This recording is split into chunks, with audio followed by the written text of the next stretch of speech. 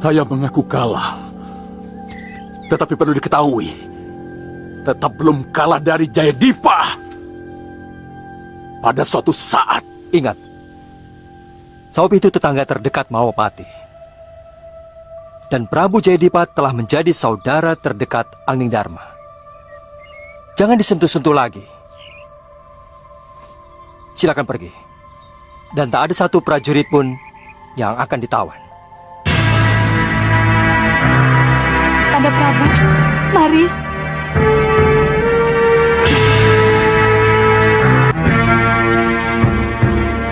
Cerita berawal di sebuah persimpangan jalan yang sepi di perbatasan hutan lebat. Dua pendekar muda Kalyana Tantri sang pemilik pedang kembar, dan kesatria Maduseta akhirnya memilih jalan masing-masing.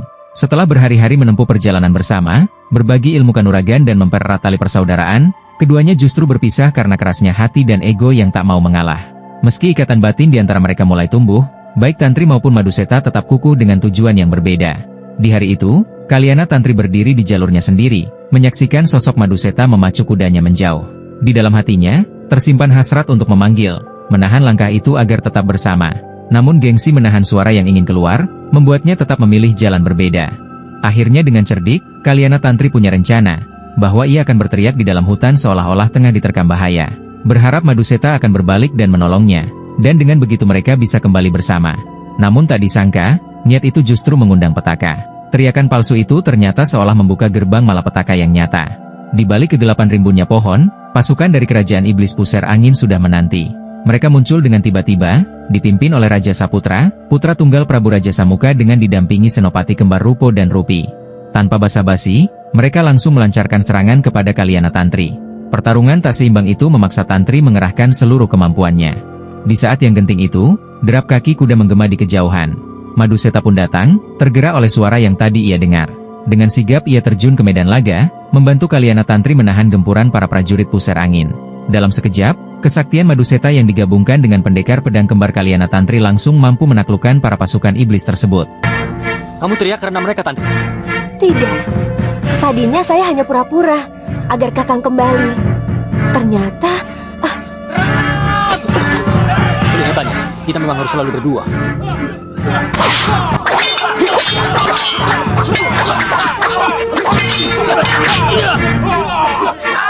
Siapa kalian? Aku Raja Saputra, putra tunggal Prabu Raja Samuka. Di saat itu, Raja Saputra pun menyiarkan siapa sosok dirinya di hadapan Kalyana Tantri dan Maduseta. Raja Saputra memandang dua pendekar muda itu dengan tatapan penuh rencana. Ia telah melihat potensi besar dari kekuatan mereka, dan akan menjadikan keduanya sebagai senopati baru di barisan pasukan Pusar Angin. Raja Saputra berkata pada dua pendekar tersebut akan menangkap mereka hidup-hidup, bukan untuk dibunuh. Bahwa mereka adalah calon-calon pilar baru bagi kejayaan kerajaan iblisnya. Namun niat itu bukanlah ajakan damai. Saat keduanya menolak dengan perlawanan keras, Raja Saputra memutuskan untuk memaksa. Langit pun mendadak bergemuruh, angin berputar tak menentu. Dari telapak tangan sang raja, terpancar sinar cahaya menyilaukan. Seketika itu juga, Bandul Sagotra, senjata iblis berbentuk rantai raksasa dengan bandul besar bercahaya merah meluncur dari langit, menjerat tubuh Kalyana Tantri dan Maduseta. Kedua pendekar itu tak sempat mengelak. Dalam sekejap, tubuh mereka terikat rapat oleh rantai Bandul Sagotra yang menyerap tenaga dalam. Tenaga dalam mereka seolah lenyap seketika, tak ada satupun gerakan yang mampu membebaskan diri. Bandul Sagotra bukan senjata biasa, ia membawa kekuatan iblis yang mampu menundukkan pendekar sakti sekalipun. Tanpa daya, tubuh mereka terangkat dan melesat ke angkasa, dibawa terbang menuju jantung kerajaan Pusar Angin, menuju takdir yang belum mereka kenal, namun jelas dipenuhi oleh paksaan dan rencana jalan kegelapan.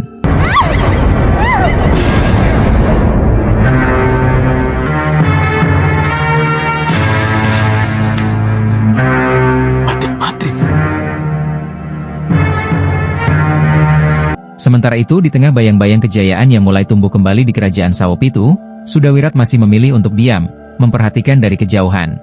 Ia menyaksikan Prabu Jayadipa yang telah kembali menegakkan kekuasaan yang sah, didampingi kekuatan besar Malwapati. Namun, kegelisahan masih mengendap dalam benaknya. Ia belum merasa waktunya tepat untuk muncul, dan lebih memilih menunggu momen yang dirasa benar-benar pas. Namun takdir berkata lain. Tanpa isyarat apapun, dari langit yang semula tenang, terbelah oleh cahaya pekat melesat turun menghantam Sudawirat dengan kecepatan luar biasa. Bandul Sagotra, senjata iblis milik Raja Saputra dari Pusar Angin, tiba-tiba saja melayang dan menjerat tubuh Sudawirat. Dalam sekejap, tubuhnya terikat erat oleh rantai sakti tersebut, membuatnya tak mampu bergerak sedikit pun. Kejadian itu berlangsung cepat, seolah sudah direncanakan lama. Ternyata Sudawira telah lama menjadi target dari Raja Saputra, putra dari Prabu Raja Samuka, penguasa kerajaan Puser Angin tersebut. Kerajaan ini bukanlah kerajaan biasa, ia adalah hasil bentukan kekuatan kegelapan Rahwana Raja, warisan dendam lama yang masih tersisa dari gelembung-gelembung kegelapan. Sebuah kerajaan bayangan yang lahir dari ambisi untuk menciptakan kekacauan dan menyebar angkara murka ke seantero jagat. Puser Angin bergerak dalam senyap, memburu manusia-manusia sakti untuk ditaklukkan dan dijadikan alat. Para pendekar terpilih seperti Kalyana Tantri, Maduseta, dan kini Sudawirat, semuanya masuk dalam daftar buruan mereka. Semua ini adalah bagian dari rencana besar untuk membangun pasukan elit iblis yang mampu menaklukkan dunia atas perintah Rahwana Raja dari balik alam kematian. Dengan tubuh tak berdaya, Sudawirat pun terangkat ke langit, diseret oleh rantai Bandul Sagotra naik pesawat UFO menuju benteng pusat kekuatan kerajaan Puser Angin. Sampai di mana aku? Negeri manusia siluman.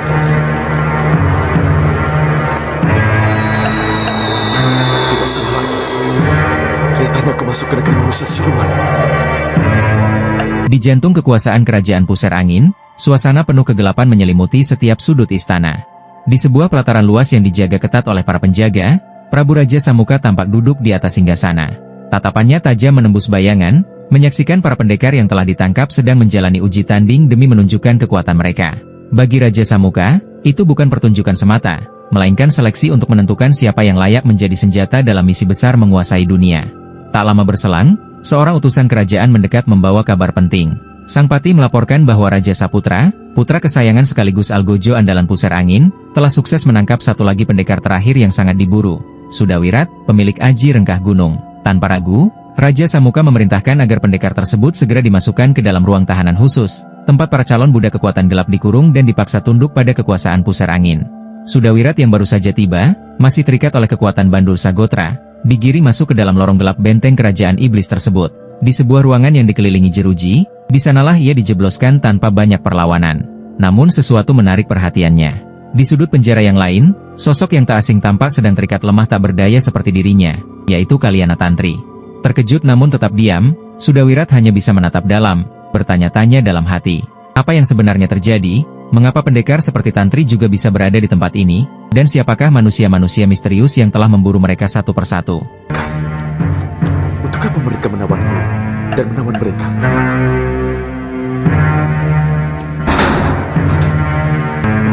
Tampaknya dia yang disebut-sebut sebagai Prabu Raja Samuka.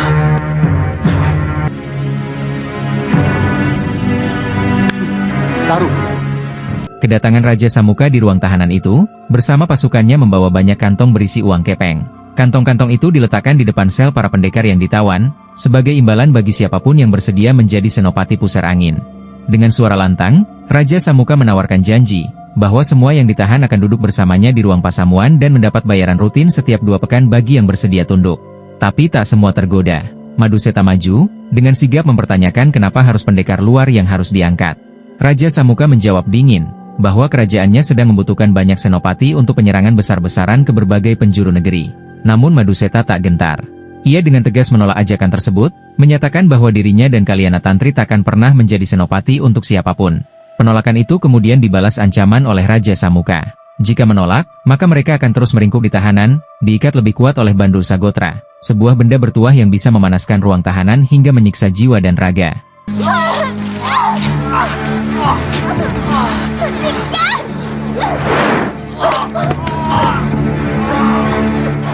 Kelihatannya kita harus mengikuti keinginannya. Bagaimana? Tapi, beri waktu untuk berpikir. Besok jawabannya. Bagaimana yang lain? Bisa menjawab sekarang? Ayo jawab. Bisa.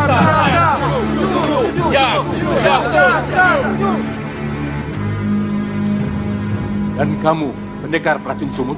Sudawirat pun terperangah, ternyata Raja Samuka telah mengetahui semua dosa masa lalunya, termasuk saat ia meracuni sumur-sumur di Malwapati. Kegelisahan menyelimuti hatinya.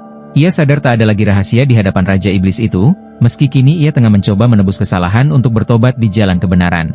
Terjepit tanpa pilihan, Sudawirat akhirnya menyerah. Ia menerima tawaran Raja Samuka, terlebih karena takut akan siksaan pusaka rantai iblis, Bandul Sagotra yang bisa memanggang seisi ruangan penjara itu. Begitu sang raja pergi, Kalyana Tantri hanya bisa mencibir. Baginya, keputusan Sudawirat hanyalah bentuk kelemahan, membiarkan dirinya diperalat oleh kekuatan jahat yang pura-pura memberi pilihan.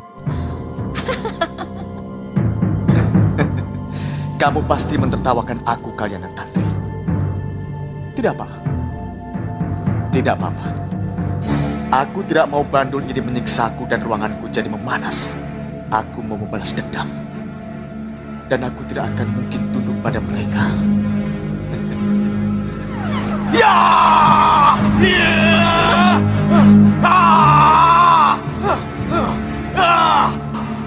Benar-benar hebat Bandul Sagotra, kakak. Tahu dari mana dia? Padahal dia sudah keluar. Itulah kehebatannya. Bagaimana, Wirat? Cukup enak. Sementara itu di Balai Pasewanan Kerajaan Sawopitu, Prabu Jayadipa kembali memegang tampuk kekuasaan di sana. Para punggawa telah dikumpulkan. Ia menyampaikan pesan dari Prabu Angling Dharma, agar negeri tetap dijaga dengan damai dan hubungan antar kerajaan tetap harmonis. Angling Dharma telah menganggap Sawopitu sebagai saudara dekat. Namun dalam benak Prabu Jayadipa, masih ada satu hal yang mengganjal, yaitu Sudawirat. Meski telah berjasa besar menyelamatkan keluarga kerajaan dari jerat Mahesa Tunggal, Sudawirat tetaplah seorang buronan di Malwapati. Jika ia datang kembali ke Sawopitu, ia harus diserahkan demi menegakkan keadilan. Pernyataan itu memunculkan dilema. Para punggawa terdiam, terlebih Akiluhur, yang tahu betul betapa besar pengorbanan Sudawirat demi keselamatan sang Prabu. Di tengah kebimbangan itu, Pangeran Indrabrata mempertanyakan keberadaan Sudawirat yang hingga kini tak jelas keberadaannya. Namun suasana menjadi tegang ketika Indrasara, adik kandungnya malah menertawakan keadaan tersebut. Ia menganggap semua ini sebagai akibat dari kemenangan yang didapat dari bantuan luar, hingga rasa balas budi jadi membingungkan. Tanpa rasa malu, ia menyindir keputusan sang Prabu yang dianggap terlalu tergesa-gesa meminta bantuan ke Malwapati. Tapi Prabu Jayadipa segera menyanggahnya. Ia menganggap sikap Indrasara belum cukup dewasa, apalagi untuk membicarakan strategi penyerangan. Ucapan itu memicu bara dalam dada Indrasara. Dengan perasaan terhina, ia pun segera meninggalkan Balai Pasewanan dalam gejolak emosi yang belum usai. Romo, Sudahlah, sudah. Dewasalah dulu, baru kita bicara. Baiklah, Ramanda Prabu. Mulai hari ini, saya tidak akan terlibat dalam pasewanan lagi. Biarkan saja. Mari kita lanjutkan pembicaraan kita. Belum dewasa.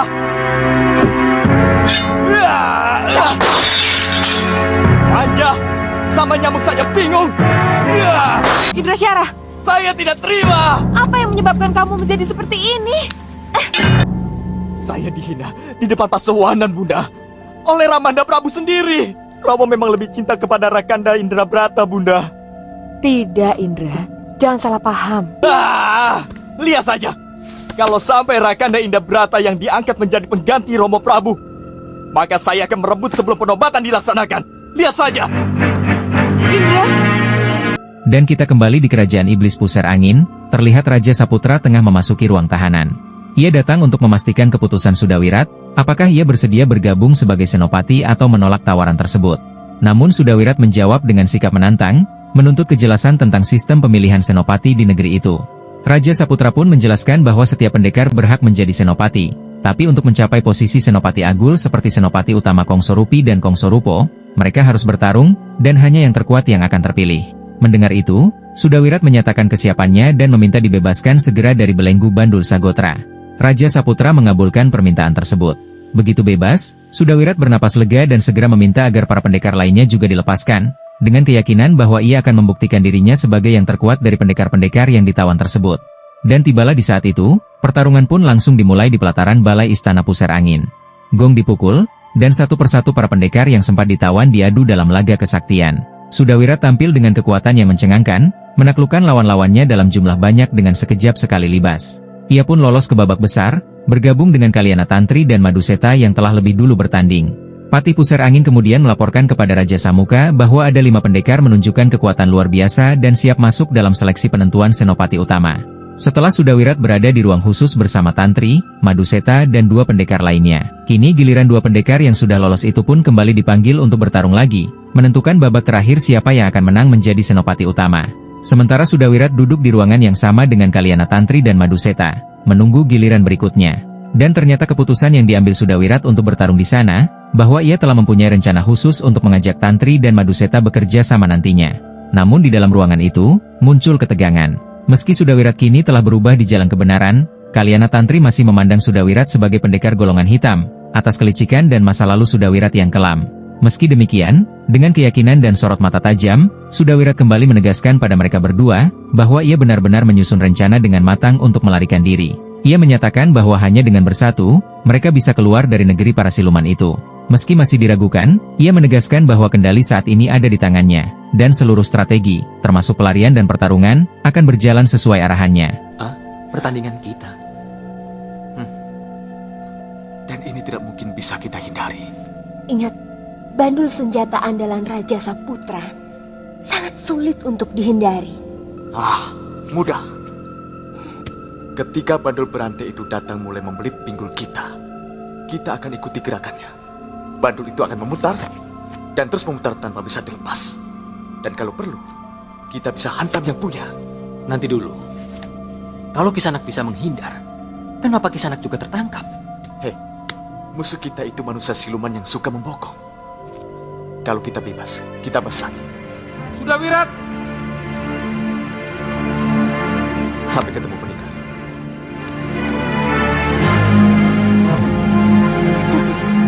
Aku tetap tidak percaya padanya, Kakang. Tapi untuk sama-sama lari, kita lihat saja nanti. Dan tibalah saat yang dinanti. Nama Sudawirat dipanggil untuk memasuki arena pertarungan di babak semifinal. Di tengah sorak-sorai para prajurit pusar angin dan sorotan tajam Raja Samuka dari singgasananya, Sudawirat melangkah mantap ke tengah gelanggang. Dua pendekar tangguh telah menunggunya, namun hanya dalam satu gebrakan dahsyat, tubuh mereka terhempas ke tanah tanpa daya.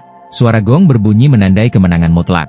Sudawirat berdiri dalam arena dengan wajah tanpa ekspresi, namun dalam dadanya telah tersusun rencana matang. Babak final pun tiba. Sudawirat, Kalyana Tantri dan Panduseta turun ke arena.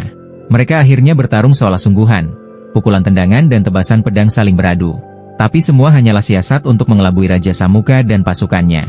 Serangan demi serangan mereka lepaskan dengan gaya acak dan penuh tipu daya, seolah benar-benar saling mengincar.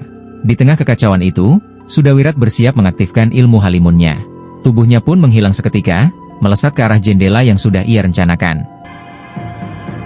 Ya! Ya!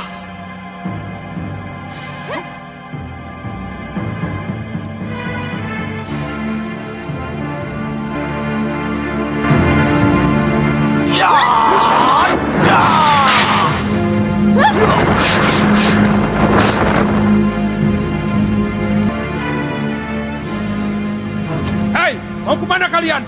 Yang mulia, Pangeran Raja Saputra telah mempersiapkan sebelum semua ini terjadi. Hamba yakin yang mulia, mereka pasti akan tertangkap kembali. Cepat, Tantri! Rencanamu bagus, Wirat. Tapi kita belum tahu jalan keluar terdekat. Mereka bisa mengepung kita. Jangan khawatir, di ujung jalan sana pasti ada jalan keluar.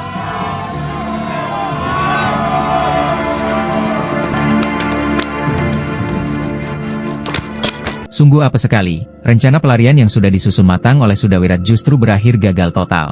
Dalam sekejap, tanpa tahu bagaimana, tubuhnya sudah kembali terjerat oleh rantai sakti Bandul Sagotra. Kesadarannya datang perlahan, dan saat matanya terbuka, ia sudah berada di dalam ruang laboratorium iblis pusar angin. Pikiran Sudawirat kacau, ia tidak mengerti apa yang barusan terjadi. Siasat yang begitu rapi ternyata tak cukup untuk menembus keluar benteng pertahanan pusar angin. Kini tubuhnya tak berdaya, kekuatan terkuras, dan yang tersisa hanyalah rasa pasrah. Dari balik kegelapan, muncullah sesosok dukun tua berselubung hitam, wajahnya dipenuhi riasan ritual. Dengan membawa bejana kembang, tangan sang dukun mulai membentuk gerakan aneh, mantra mulai dilantunkan dan ruangan terasa bergetar halus. Sudawirat hanya bisa menatap lemah tanpa perlawanan, tak tahu nasib Kalyana Tantri dan Panduseta, apakah mereka berhasil lolos, atau malah ikut terjebak. Kini Sudawirat benar-benar sendirian, dan belenggu setan sedang menantinya. Mati aku. Bisa jadi budak pusar angin aku nanti. Apa ini? Apa yang akan kalian lakukan?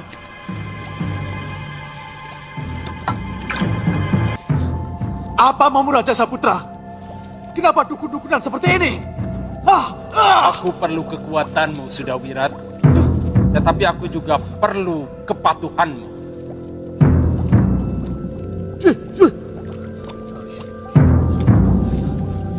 Apa ini?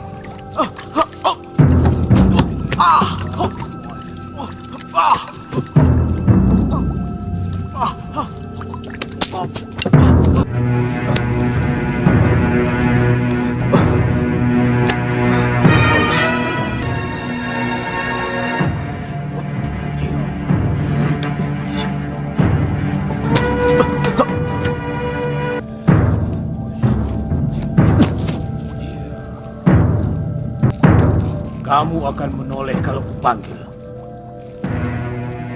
Kamu akan menurut segala perintahku. Jangan buka dulu ikatannya. Tunggu sampai matahari terbenam. Baik. Bagaimana dengan yang lainnya, Paman?